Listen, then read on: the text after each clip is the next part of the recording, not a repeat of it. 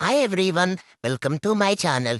ఈరోజు ఈ వీడియోలో మా అక్క 1 pot వెజిటబుల్ కీనువా రైస్ చేస్తుందంట ఫ్రెండ్స్.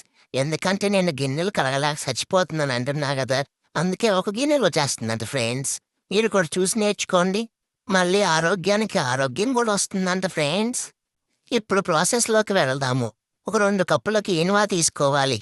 శుభ్రంగా కడిగి ఒక అర్ధగంట నానబెట్టుకోవాలి. మా అత్త 2 కప్పులు వేసింది కాబట్టి 2 రోజులు పెట్టిద్దాం ఫ్రెండ్స్. ఇప్పుడు ఒక గిన్నెని పెట్టుకొని 3 ఇంచుల బటర్ క్యూబ్ని వేసుకోవాలి.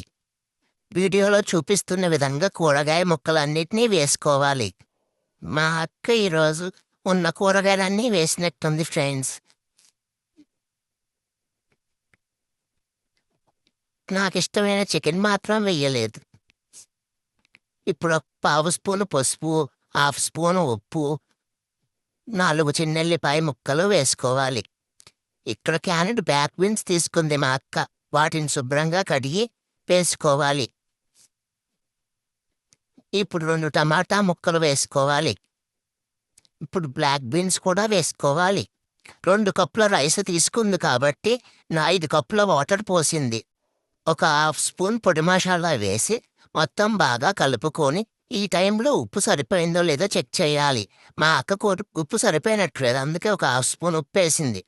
ఈ ఒక పొంగు వచ్చాక నానపెట్టుకున్న కీనువాలో వాటర్ తీసేసి కీనువాని వేసుకోవాలి.